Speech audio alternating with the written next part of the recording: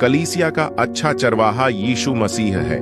सारे संसार की कलीसियाओं की देखभाल प्रभु ही करता है, लेकिन अलग अलग जगह पर एक एक झुंड अथवा कलीसिया में लोगों की आत्मिक उन्नति के लिए प्रभु एक पास्टर को नियुक्त करता है।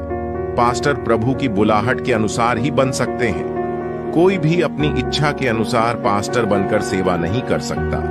पास्टर लोग प्रभु की बुलाहट पाए हुए होने चाहिए।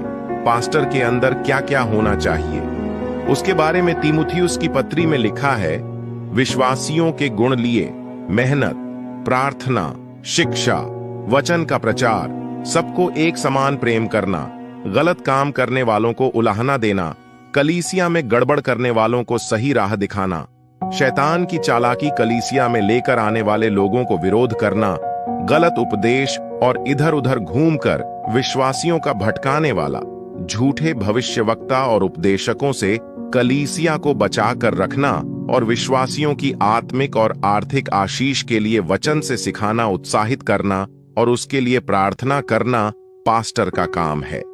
बपतिस्मा देना, प्रभु भोज देना इत्यादि कार्य प्रभु के चुने हुए दास करेंगे। आपको यह बात समझनी है कि पास्टर परमेश्वर द्वारा भेजा हुआ दास है। प्रभु उनके द्वारा आपसे बातचीत करेंगे।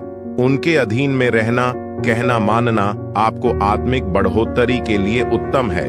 विश्वास की प्राथमिक बात को समझने के लिए आपको कई साल लगेंगे।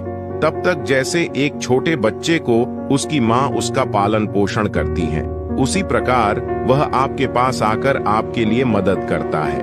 आपने यह बात समझनी है कि परमेश्वर के द्वारा दिया हुआ बोझ के अनुसार एक सेवा के रूप में पास्टर यह सेवा बड़ी खुशी से करते हैं, इसलिए उनका आदर करना भी जरूरी है।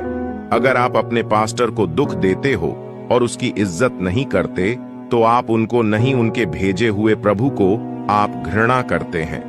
हो सकता है आप शहर में रहने के कारण आप बहुत व्यस्त हो, लेकिन आपकी आत्मिक उन्नति के लिए आपके पास्टर के साथ आपकी कमजोरियों को बांटना और समय निकालकर मिलकर प्रार्थना करना और पास्टरों की अगुवाई को कबूल करना जरूरी है।